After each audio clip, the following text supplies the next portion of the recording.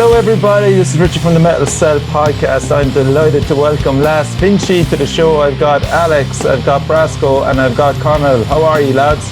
Oh yeah! Not too bad. Thanks for coming on the show, and of course I've got my beautiful co-host Evan helping me tonight. The Texas.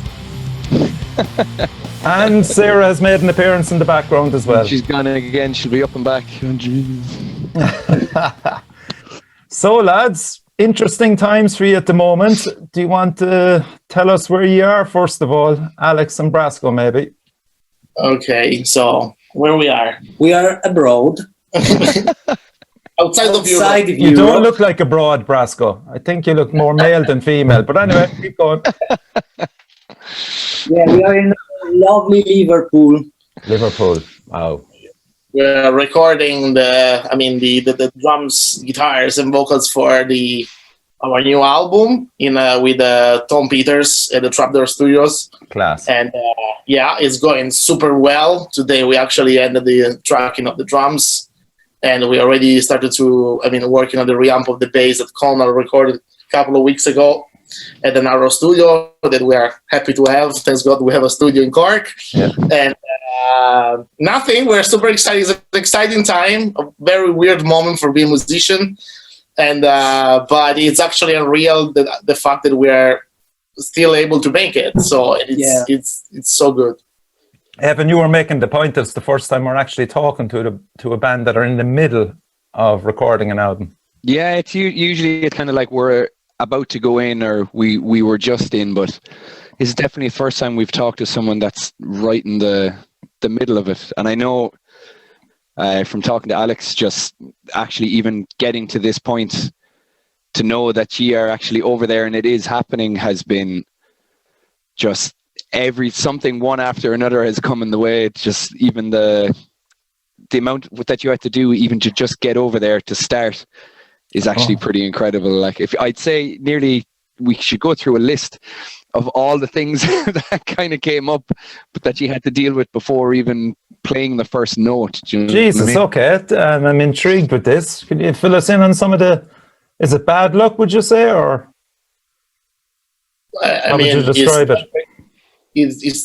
Let's say, the reason why I was saying that is mainly because, apart from all the time that we are writing an album and from different projects, it's a blessing because you're getting at the point that you ended the track list and you worked so much because we started to work about this album something like 1 month after the end of the last tour of the EP that we had in 2019. And to get in at the point with all the pandemic happening and all these kind of things, the fact that with Conal we couldn't see each other so for so many times, we literally saw each other something like 10 times in 1 year. And when we were doing that, we were working together as much as possible. Then we are lucky enough that Conal is a real artist, and in the time that he had, he worked it out to make the best, bass parts for the album.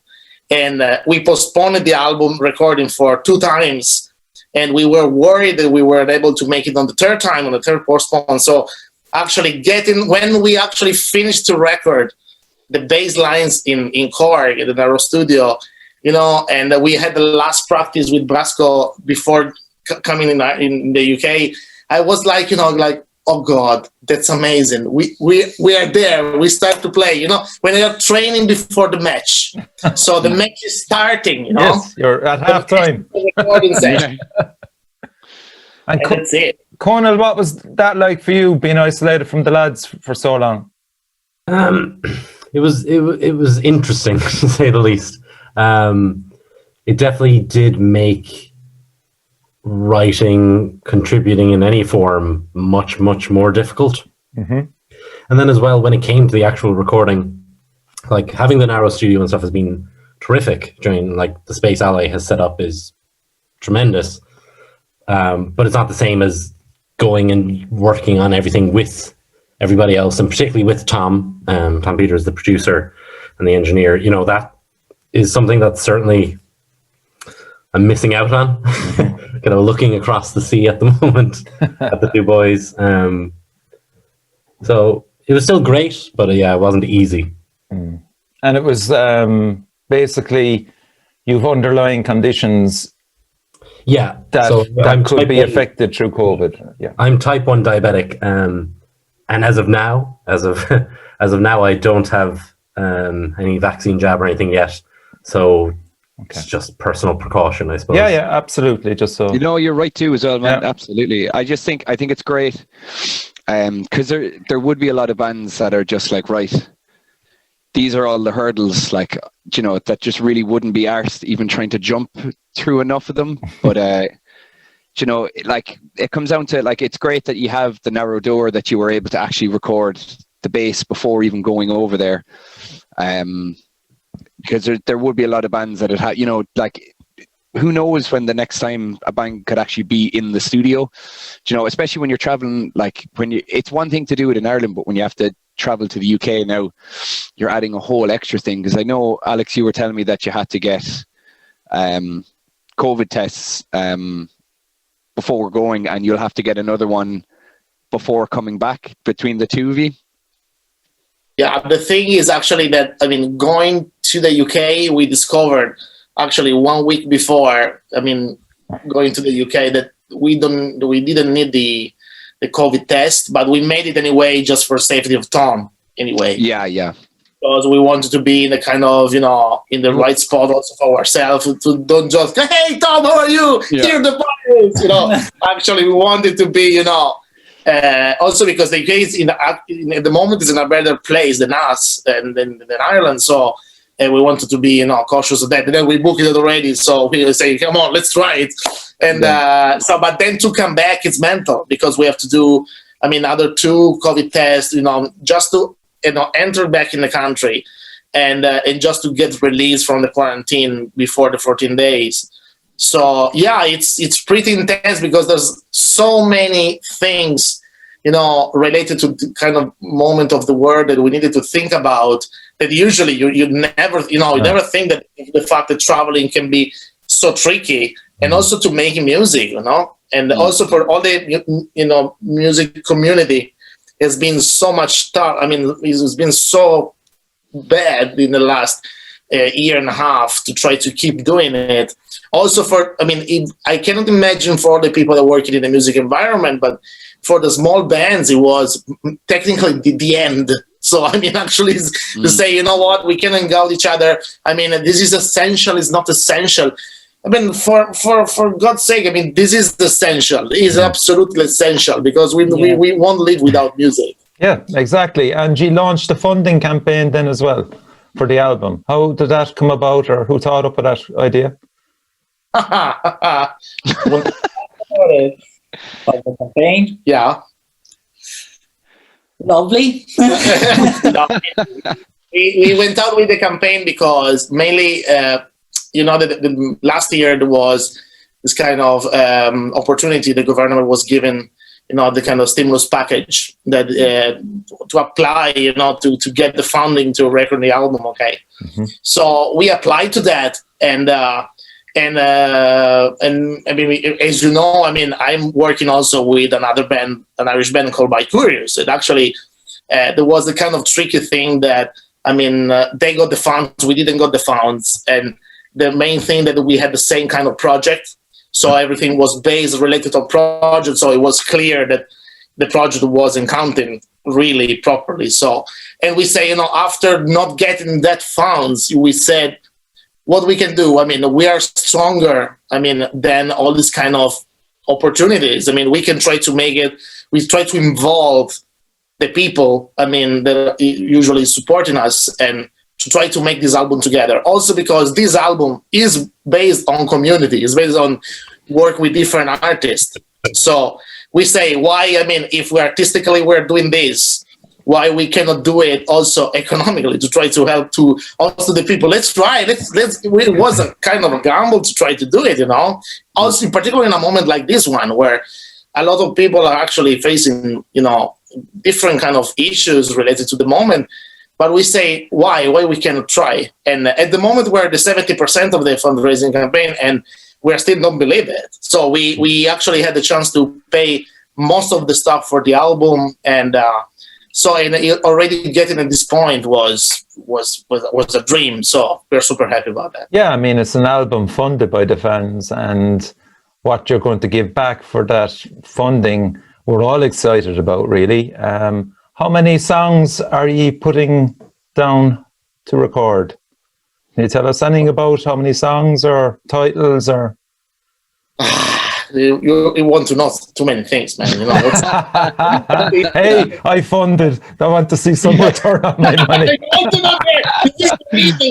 That was actually one of the tiers. Is like if you do €50 or more, they'll do a podcast of your choosing. Like there you go, man. No, actually, Richie got already one time one of the prizes, and he can confirm that the dinner is actually good. Oh, absolutely, and the entertainment as well. No, anyway, there are 10 tracks on the album. Okay. So, and we actually mean in the last year we wrote more than 10. We have plenty of songs, we have another album ready at the moment. Great stuff, Brasko. Perpetual motion, man. That's because it happens with a lot of bands where there's such a huge build up to a release, like it's like, okay, how do we get people to listen to it? And there's a promotion for it. But I've seen a lot of bands that kind of fall into the, once it's out, there's a quick burst of people listening to it, and then it's kind of a null when not really knowing what the next step is, But, it's a constant problem, Evan. You're spot on. Yeah, it happens a lot. And it's even like, it's not even it's not like bands are like, we're doing it up to this point, but the whole process can be so draining. Especially like a lot of bands now that have releases, that'll be holding on to it. Like, you're talking, some bands are waiting 2-3 years to get something out where it might have just been ready before a pandemic hit, and now you're waiting and everything's getting pushed back. That it can be so draining, but I think it's important to have something to come after it, like it's almost like making a 5-year plan rather than a 1-year plan. Yeah. Oh, well, the Cork scene has some fantastic releases there in the last few weeks. Big shout out to Soothsayer, Faroon, and Coromona as well. Absolutely. Yeah, there's been amazing stuff come out, and it's just great to see people taking advantage of, like, I know when the Scratch released their album, they did it, what was it, 5 or 6 months earlier than they thought. They were just like, fuck it, like give a rat's. Pros and cons. Yeah, it's like couldn't give a rat's. Yeah, and it ended up charting just because they're like, it got every single Evan Award possible. Oh, it did. Yeah. When we every single Evan Award possible. Like, what's the point in doing this now? I was like, this is the only thing I have listened to in the last couple of months. Like, but that would be a great bill, actually. Last Vinci and Scratch, wouldn't it? And the Scratch. Oh, man. Each cover a song of each other's like, I think that'd be great. I'd love to see bands doing that. What do you reckon, Conal? Do you think you could handle a tour with the Scratch? Try. No promises. Yeah, that'd be great, man, if that would happen, wouldn't it? I'd like to see anyone tour with anyone at this stage now. Yeah, what I mean? Fair enough. I mean, the Scratch, they are real. I mean, I'm so sorry for that they couldn't actually, receive the feedback from the audience, because their album, they are crazy, they are super good, and they are properly a metal band playing acoustic. So and I mean, it would be. I can tell you this. It is pretty funny. I try to get in contact to see if they needed a manager. I wanted to propose myself to them, but they were already busy. So unfortunately, because they are the kind of band that really, for the narrow door management, is something that it's really was to say, no, come on, this guy needs to come out and all this. Then, I mean, someone else, I mean, they are, I mean, completely independent. They're working on their own and doing things. They're brilliant. I know Doc pretty well. Now I work with him a couple of things, and they're probably, in my opinion, one of the best Irish band at the moment around, and also for the attitude, because they don't give a rat's completely. I mean, they keep doing their own things with their own attitude, and their shows, man. Oh God! Oh, amazing! Yeah. I think we could sit here and actually just go on about the scratch for the entire thing, but I think what I'm actually really want to know is, so it's day 3 at the moment that you're over there in the Big Brother house, is it? Day 3. Yeah. So the first day when you got there, was you flew over on Sunday? This is, what day is it? I was ferry on Sunday, so we came over here by ferry, and we kicked in. I mean, we started the work on 10 a.m. on Monday. So yeah, was it mainly set up and getting sounds, or was there much tracking on the first day, or was it just kind of getting tones? How many tracks did we do? Three tracks on the first day. Yeah. So I mean, setup was up to around 2 p.m. And then after that, up to 7 p.m. in the evening, we were really, Brasko was a rocket, was unreal. Yeah. I mean, we were waiting for this moment, like really, come on. I mean, it was like, before it's actually like this. Yeah, it was a tremendous eye. Yeah. With the amount of time, so you're over there for how many days? Did you say 2 weeks? 2 weeks. Is this the same amount of time that was booked initially, thinking that Conal would be over with you?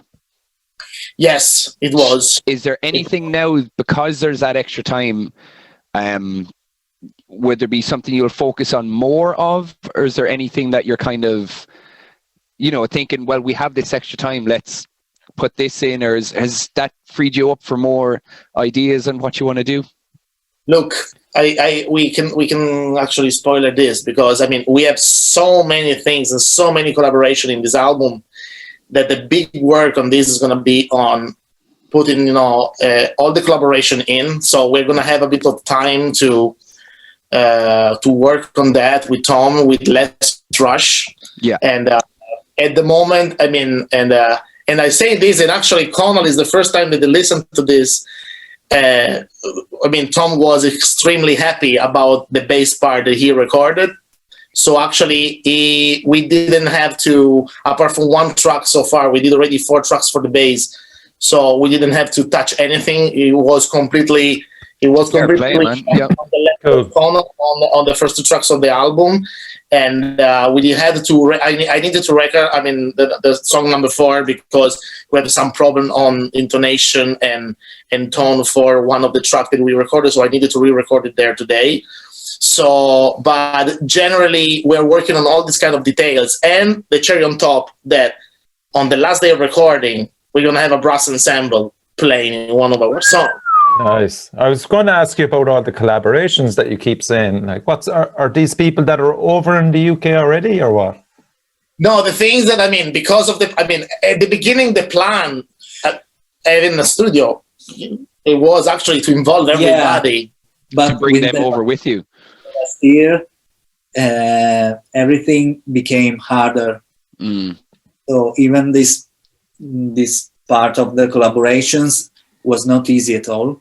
And so we had to manage the thing, actually try to collect the tracks, try to collect, everybody was not recording in their own place. So, and it was so weird, because the collaboration we decided to make were mainly bands we were on tour during 2019, during the EP, and the EP tour was, and there's other artists that we are in, we respect and we really wanted to involve, and but it was tough, because the idea to have a studio, to build up a studio, actually in your garden, it was not only to stay closer to your family, but also to have the chance to have recording and a barbecue straight after, Yeah.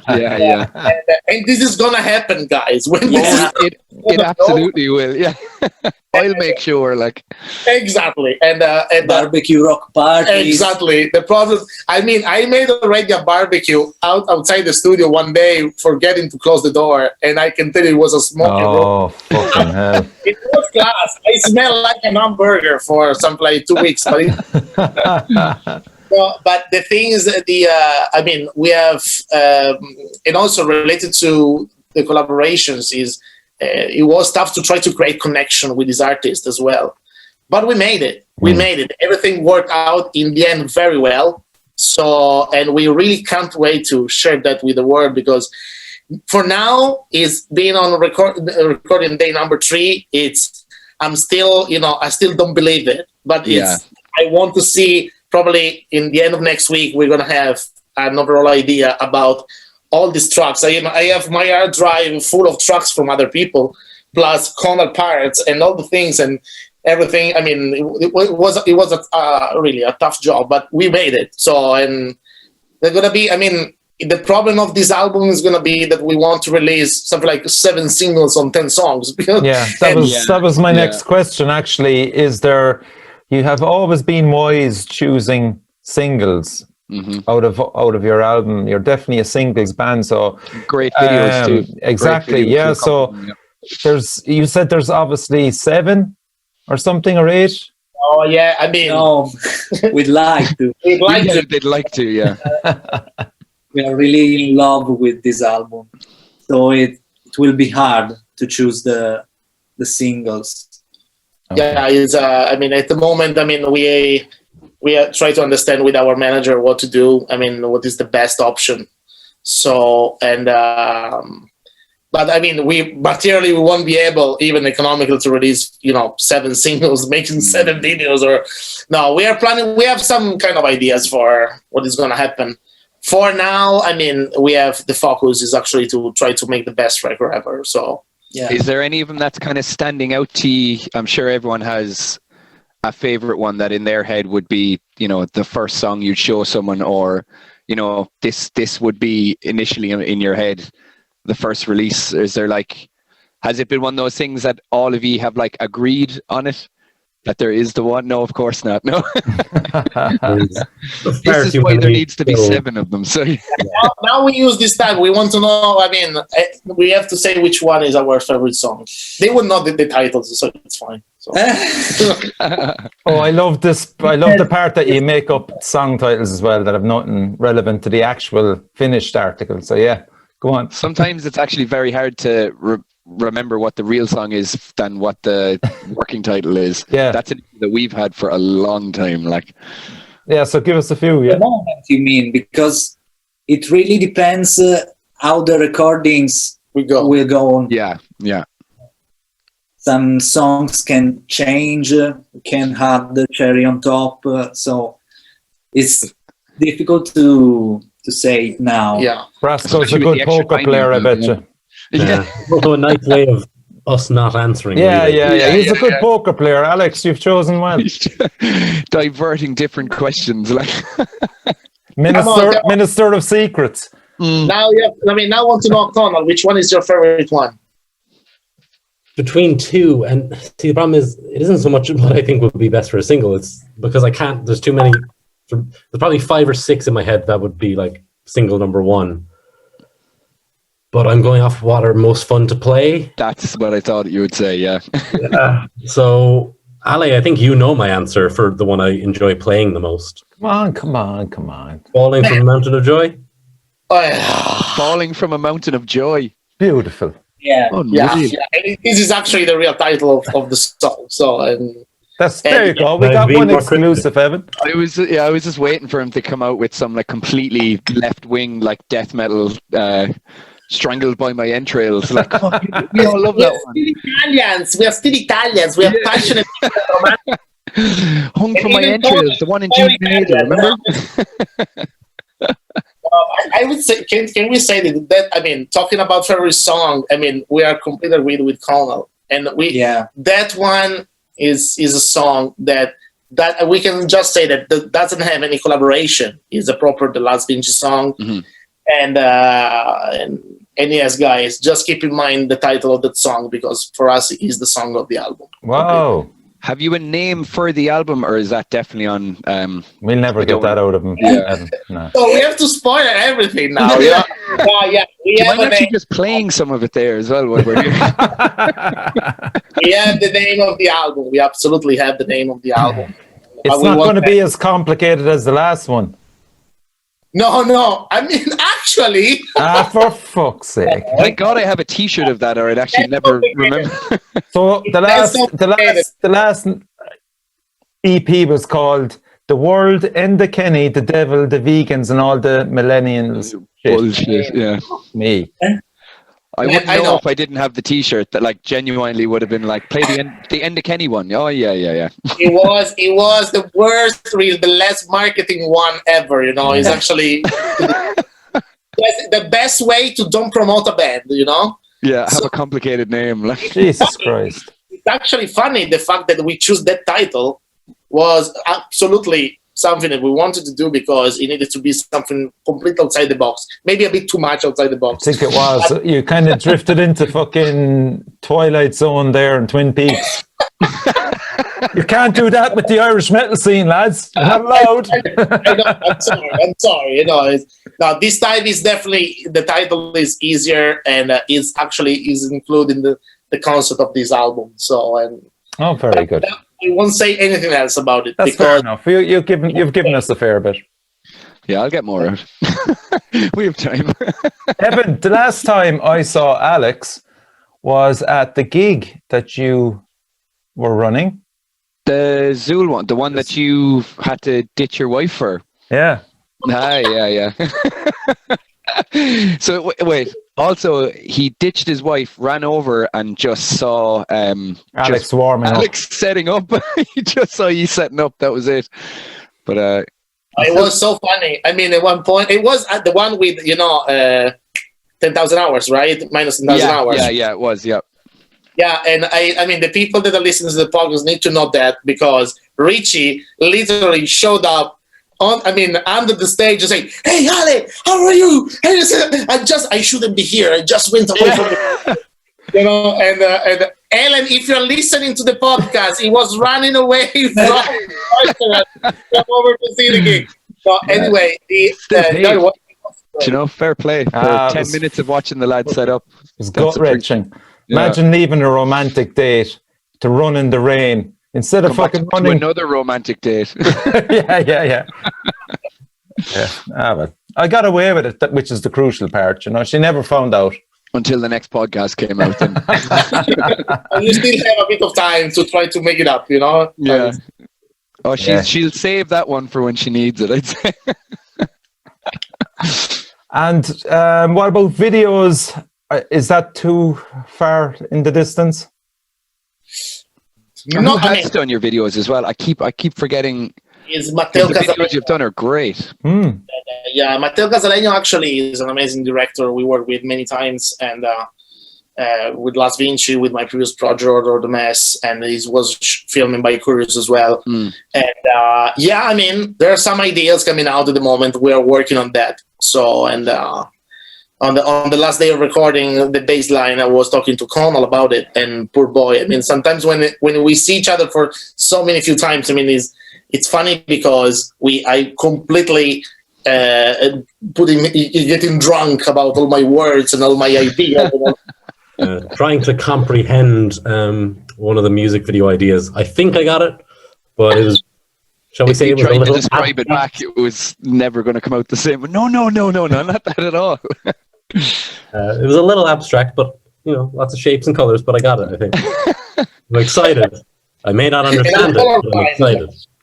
Would you be a band now that would see the videos as almost just as important to the songs themselves, or because I know a lot of bands would just kind of throw up something being like whatever it's there? Because I guess you could argue sometimes being like how essential is a video compared to just getting it on streaming. But would you be someone that kind of band that now would really, really think about what you're doing and what song and what way, especially, if we're talking about the first release, kind of like, because you really are painting a picture with almost a theme for an album, then would that be kind of would that be something you'd have strong opinions on, or?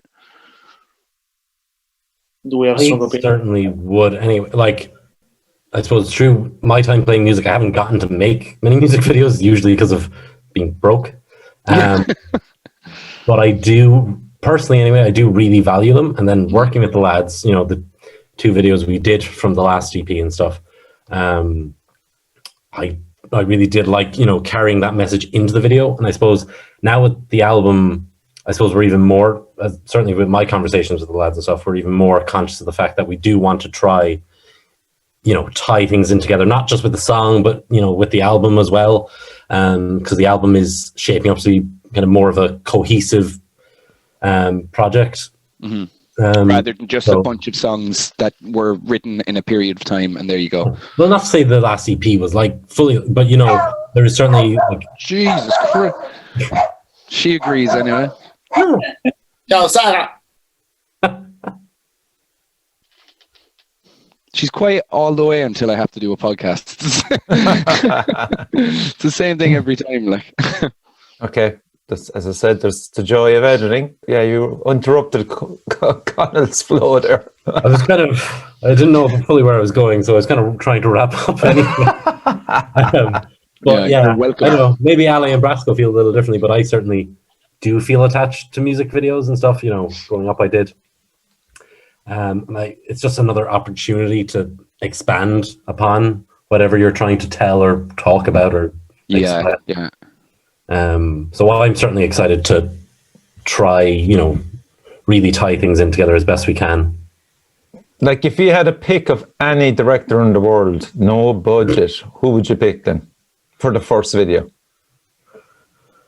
No budget, no. What's who is that, Brasko? Chris Cunningham. Isn't that the guy that does FX Twin? Yeah, FX Twin. Yeah. That I would agree with you on that. Anything that world. Yeah. Would he suit the Last Vinci style?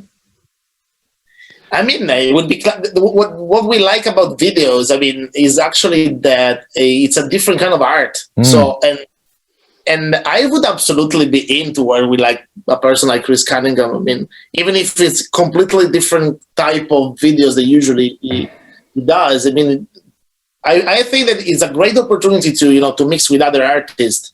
Yeah. And yeah, I mean, adding to what Conal was saying, yes, I mean, doing the video is so much fun. It's so much fun. I mean, we had so much fun. I mean, filming Narodor video, and we had so much fun filming about Nemesis video, and actually talking about Nemesis. Yeah, class. I mean, Meg Ryan, that actually was the main character of our video, is actually competing for Ireland in the European Championship, and she's gonna be in the Olympics. Wow, that's fantastic news. We're lucky enough to have her in the video. And this is the other thing, I mean, the video of Nemesis went out because it got completely shocked by the performances of these athletes. So, and it actually we had the chance, to meet another kind of art. This is sport. So, and it's crazy because when we proposed that to the main director of the gym to say, do you think it actually can be something that we can do in the gym with the athletes? And she was completely shocked about the fact that we were thinking about something like this. Okay. Yeah. This is a bit of the challenge of making videos. And because, I mean, guys, to be honest, how many people did videos? I mean, everybody's doing videos, and everybody is a promotional content. So, but I mean, there are different ways to do it. Okay, apart from the budget, apart from all the things that even a strong idea with, I mean, even not super big tools. I mean, you can, if the idea is strong, it's like for a song. If you have a good idea, it can work. But the fact that it's working for us is the most important thing. So, and if the people, they're gonna like it, happy days. Otherwise, we don't give a rat's. But anyway, it's fine. But you can also broaden your fan base as well by making a really good video. Yeah, very, very true. Yeah, I think as well, with bands making videos, I think when it's your own song, it's quite easy to get so in depth about what exactly it means and what you're trying to portray in such tiny details, which is amazing and great. But I think what I've started realizing after so long and watching other people's videos, if you've heard a song in your head so many times, you'll probably make up your own one. But at the end of the day, if you're confident enough about what you're putting out with a video and a song, that's just what it is. It's not like someone's going to go, yeah, no, I don't think that video suits the song. It's very just like, this is that piece, and you will then start associating the video with the song and the song with the video. Like, Which was Nemesis, really. Yeah, very much. Like if I listen to the song and just imagine you with like, the scene with the just going across, I'd be like, what? But when I saw, when you see it all together, being like, okay, that's a cohesive piece, and that's that. There's no need to. I think people can get lost too much in the tiny nuances. I think you could don't sweat the small stuff, kind of thing. No, that's true. And but anyway, this is something that we really hope we're gonna be able to make for this album, but we will do it. So this is something that we really can't wait to share. That, I mean, at the moment we're in the kind of collecting ideas and talking, too much talking. To be honest. Lads, do you think about the audience reaction when you're writing music? Oh God, I honestly no. I'll make it easier. We'll say for live music, playing live. Oh, okay. So this is a different kind of story. Yeah, okay. We'll try that one. I mean, some songs, yes. I mean, we have a couple of songs in the album that, I mean, we were lucky enough to play the last gig. It was September last year, right, Conal? Yeah, September. We played in Dublin. It dropped it twice. The day after, Dublin went in full lockdown when they were kind of county lockdown.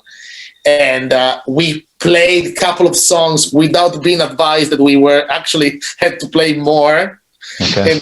And it was very funny because the guy was organizing the gig and say, "Oh guys, come on, one band pull out. Do you have other songs?" Is it okay? Wait.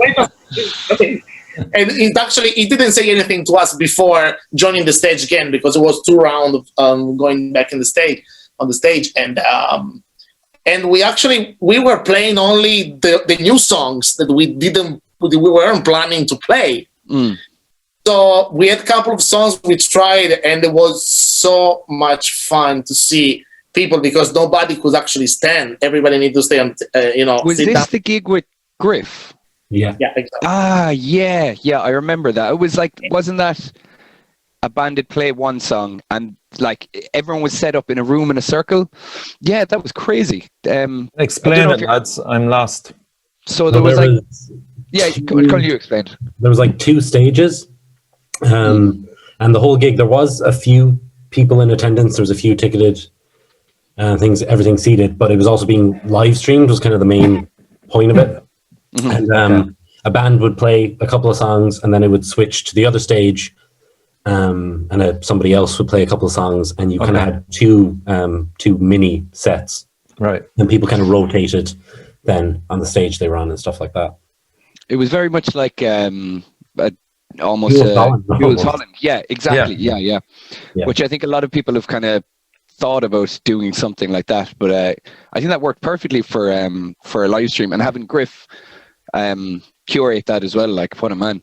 Yeah, the man has enough charisma. Yeah, didn't shy away from hosting. I think most people would have just logged on just to listen to Griff, to be honest. Like, is that out there for people to view? Yeah, I don't know if it is up at the moment. It was up for a while afterwards. I'm not sure if Ale or Brasko. I don't know. It should be on the Drop the Twice Facebook page if it's still there. Mm-hmm. Yeah. But the positive thing was that when we were playing these new songs, to see all the people sit down there, seriously jumping on the chair, like enjoying the song. It was the first time we had the perception that what we were working on was actually valuable, and it was so much. I mean, for me, it was great, really, and it was class. Yeah, and it was completely unexpected. This is the other thing, because we weren't ready to play that songs. I say, what did that? Fuck it, let's do it. Yeah. So yes, and I mean, we cannot wait. We are thinking about the audience many times.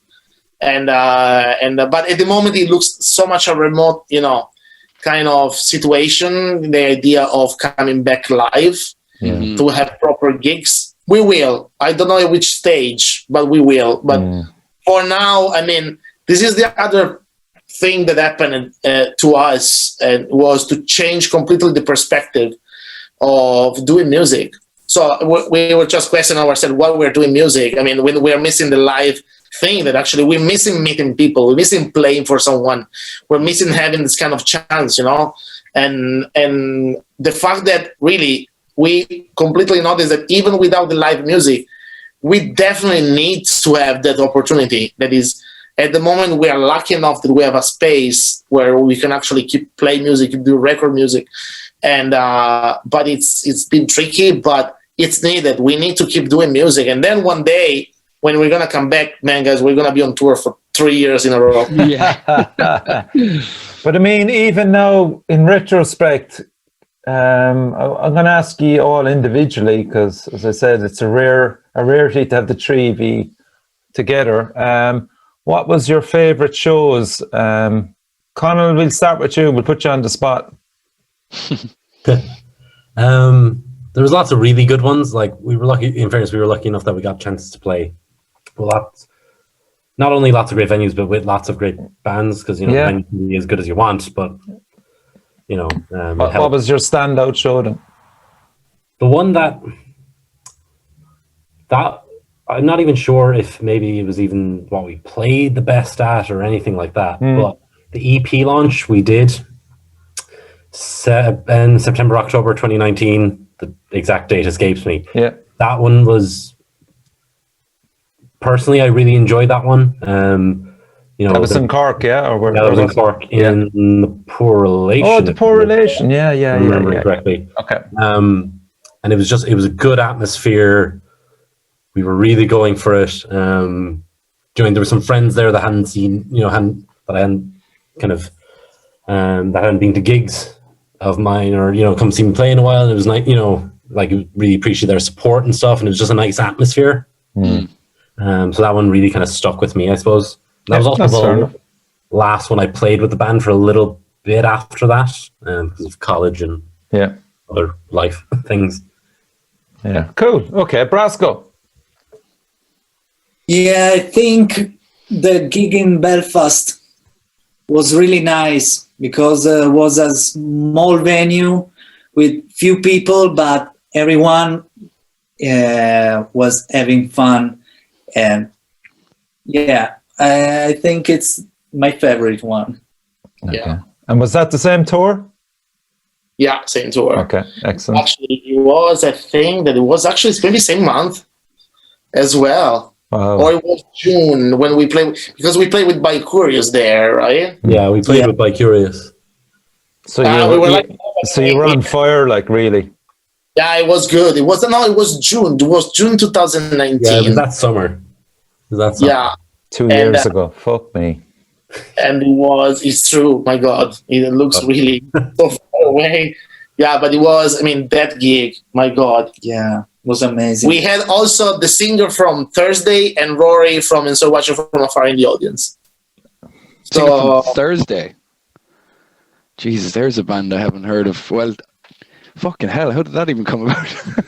It's weird, really, man. It was a very, very nice atmosphere, and also, if I can add about my gig, these two are definitely my favorite one too. And the EP launch, I'm so annoyed because it's the only gig I actually forgot to bring the cameras, and it was probably the best one. When I can understand that Conal was on fire, and I remember we ended the show himself, standing on the kick drum, and really it was so good. And it's clear that there's something magic happening when we're playing live with three, and it's crazy because this is something that we started to play together like it was the most natural thing ever. We didn't, and the thing was that we didn't, meet each other and say, okay, guys, we're gonna make a band, we're gonna conquer the world.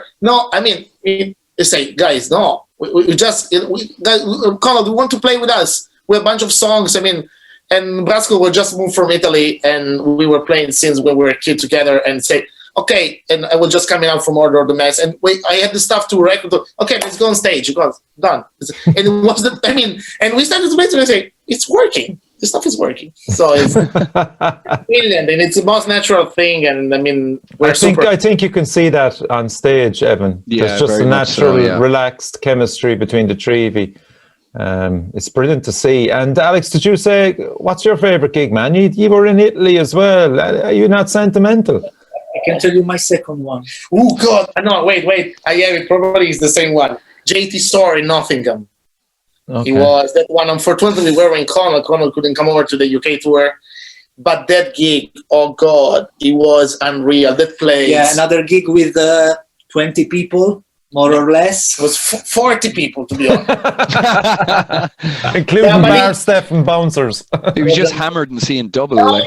it's a venue for 60 people. So anyway, it looks like packed like no tomorrow. So it was incredible. So Yeah. And but again, the people that were there were so involved. Yeah. And imagine when it returns, you'll get fucking involvement, all right. Oh, definitely. And I think as well, I think John said it on the Siege cast. I think there will be like, you know, the initial stage, maybe for a few months, that you'll have shows on a Wednesday that are packed. Do you know what I mean? And you know, John said it himself, and I have to agree with him that, you know, once things fully normalize, you might not get that as much, but you know, it'd be one of those things that if you know, if someone's like, oh, I don't know if I'm going to go down to it, you just remind them there was a time that we couldn't do anything, and it's almost, that's the perfect guilt trip, being like, you know, there was a stage there where you didn't get a gig for a year and a half, nearly 2 years, and they were like, all right, I'll go. So yeah, I'm going to be saying all that to my wife, and she's just going to be going, no. I'd say Helen would she'd be there with you, to be honest. Like, unless I can go, exactly. yeah, that's she's right too. Like, yeah. Jesus, Ruben will nearly be going to them as well by the time we're back. Stop, man! Fuck's sake. So, the recording should be finished. When did you say you're over for 2 weeks, Alex? So. Yeah, I mean, we should be over, hopefully, on May 1st, we're going to return back home. Okay, cool. So the last recording day technically should be on April 30, so, and it's a Friday, and when we're going to record the brass ensemble is the last things we're going to do. And if we won't have any other problems that we need to stay another day, I mean, we have the kind of option to come back instead of the Saturday, we come back on the Sunday. So in case we need to do something else. But at the moment, I mean, I don't want to say it too loud because I went through mistakes in the past. Say, oh yeah, we're going great. Then something happening, you know. so far so good. So I mean, finger crossed that things are going well, and that's it. And what time period are we looking at for a release? Oh, I mean, we are hoping to release the first single in October. So it's okay. It's not too far off from getting it. So yeah, there are still many things to work on at the moment. So but I mean, because of all the things we're living, and for sure, I mean, live gigs are gonna wait for a long time now. And but we have other stuff in place we want to bring on and do some stuff that actually are valuable, despite we won't have the chance to meet people personally. So, but yes, I mean, we really aim to release for the autumn something, and because man, we have so many things to release, and I mean, as you know, I mean, I will have to say to Luisa, to my wife, so, dear, I'm sorry. I mean, I'm already. It was nice knowing you, but goodbye. Exactly. Yeah. I take you Evan for my husband replacement job. Yeah. Let's just talk about influences there for a minute. Was there any influences that you kind of picked up coming into the recording of this album, particularly any style of music or artists that you all have been listening to that you wouldn't normally would be, and it kind of brought an element into the recording of the new album? Who wants to start? I can start. Yeah, go for it, yeah.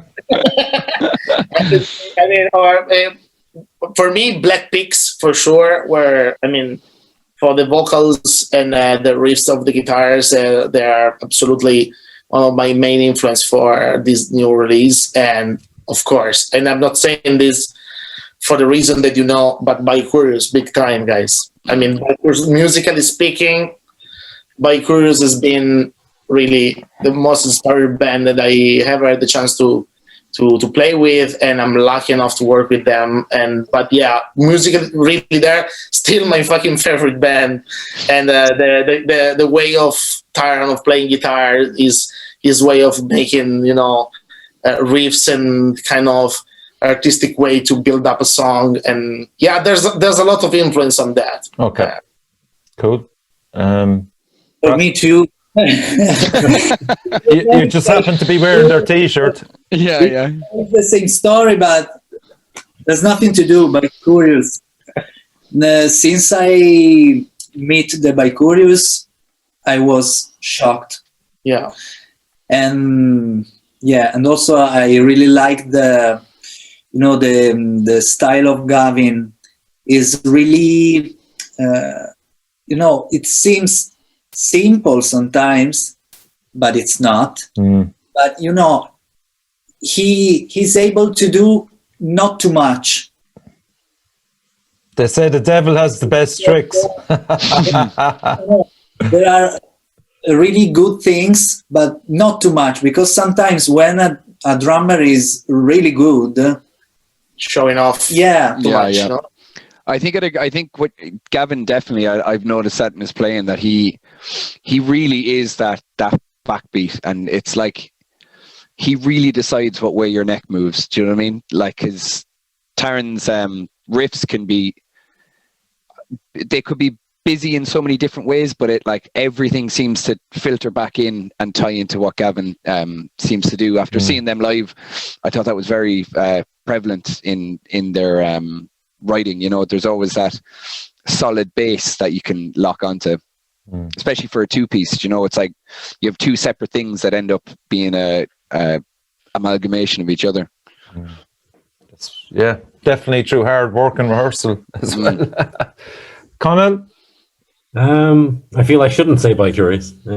No, don't. Weirdly, as of late, like leading up to recording, because my music listening just takes sharp left turns when it feels like it, I suppose.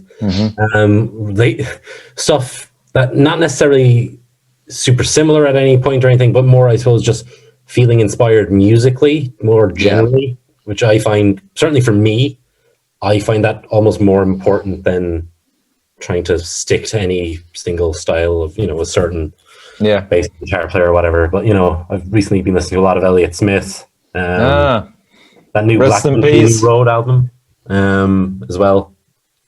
Quite enjoyed. Black Peaks as well, always. Because Tone City from absolutely every instrument is perfection. Ridiculous. And then, when it's coming to, I suppose, bass, and not even that I even play similar to these people, but people, I suppose, that make me feel inspired are like the band Carnival, John Joplin, bands like Tosca, Dave Hollingworth.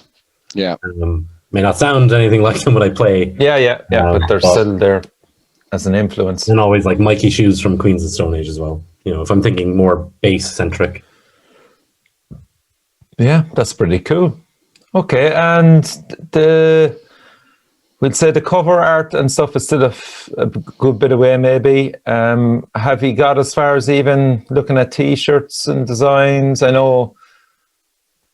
I mean, we're already starting to talk about that, and there are going to be some ideas related to the meaning of the songs, and what, I mean, because it's a kind of a concept, this album. I mean, we have a kind of, each song is linked to each other for what is written in the lyrics, and musically they are very, very different between each other. So, and we have, I mean, of course, the rock style is still there and for all the songs, but yeah, we have completely different influence depending on the song, but the lyrics are linking the things together, and we really would like to make some merch like this. And related to artwork, we don't know yet, but I mean, the idea is still not to do something on our own only. So again is another challenge. It's like for the fundraiser campaign. Yeah. It's like for all the artists involved in the writing of the songs, and of course it's gonna be. We want to try to make the same kind of work on the artwork as well. The problem that in this moment with the fact that we cannot hang out together is not easy, but this is the challenge of this. So it's always sorry, go on. Yeah, I was just going to say I would always, like, if I was in a band, I'd always enjoy that whole side of it as well, looking forward to what's going to be on the t-shirts and the artwork and how to be creative with it, the whole era, like, of with any release or anything like that, it's really like a stamp in the band's timeline. It's a huge one. It is. And talking about the story of the lyrics, and I wanted to say that one artist that I want to already share with you that worked with me on the lyrics, apart from Brasko, because we wrote most of the lyrics together, and it was Joseph Pamphil from Barnett Mayer, who actually he worked with me to make these lyrics sounds great, and again, it was so great to work with him because I shared my ideas with him. We had some Zoom calls talking about all the meanings and try to how to make it sound in the right way, and it was great. We went out from that sessions, completely improved as people, and we became friends, and actually it's very nice. And that's it. I don't know why I wanted to say this, but it's good, man. It's important to give these people shout outs, especially on this show anyway. Yeah, absolutely. And like, looking back on the last EP, Alex, did you learn anything new in relation to how you're going to market this one? I think they learn anything new in how to play music. No, I'm still learning, man. No, in terms, for sure. Compared with the last EP was clearly something that it needed to come out because it was. I worked on this many years ago, and I never had the chance to release it, and I wanted to take this out in order to go through the other chapters of the Last Vinci, and for sure they're gonna be a completely different way because of many things that happened in the last years, and we have. We also, the team is not only we three. We have now at the moment we have a manager since a couple of months, and we're working. The team is extending, and are you going to give a shout out to the new manager? Not that we'd know, Evan, would we? By any chance? No, not at all. He's actually, probably her is. We can officially say that Rebecca Cappuccini is actually our manager since. Hey, welcome to the gang, Rebecca Cappuccini. And yes, but something very nice is going to happen probably in the summer, and is related, of course, about Narrow Door. Okay. And we're working on it since a while, and. Let's say for now that there's a big team that is started to work on different projects about music and try to open the door, that narrow door, to other bands as well. So, and it's great to hear, man. Yeah, and we really hope, and of course, we're talking about a label, so we try to open a label ourselves. So, and this is actually something that is we still have a bit of work to be done, but. We have a couple of releases, including ours, that is going to be involved in this kind of new opening. So it's great to see like a label in Cork, whenever that kind of, especially with the people involved in it, I think it'll be supported a lot. Yes. Absolutely. I think there's, especially during the pandemic, there's been a lot of support for Irish labels, which is great, and I think the more of them we have, the better. Absolutely. Yeah. Okay, so that's it. I'm going to wind up. Thanks again to joining us over in Liverpool, Alex and Brasko. Conal, thank you again for coming on as well, man. Fair play to you. What you reckon, Ev? I can't wait for it anyway. Their new release. I'm fucking buzzing now. Yeah. Stoked, man. October, but how bad, man? Thanks We've for waited this long. We We can wait a little bit longer. It's Yeah. fine. Thank you so much, guys, for having us, and it's always a pleasure to talk to you. And well done for the podcast, man. I mean, and thanks for having us, even if we're not so metal. But You're fucking metal, man. We're metal inside. Metal is a frame of mind. I risked the divorce for you, Alex, man. So you've been listening to The Last Vinci. Thanks again for coming on. Thanks again, Evan. Brilliant co-host as usual. Please hit subscribe if you like the show. And as I said, we will hopefully see The Last Vinci playing a few local gigs before 2021 is over. Thanks, lads. Bye-bye. Cool.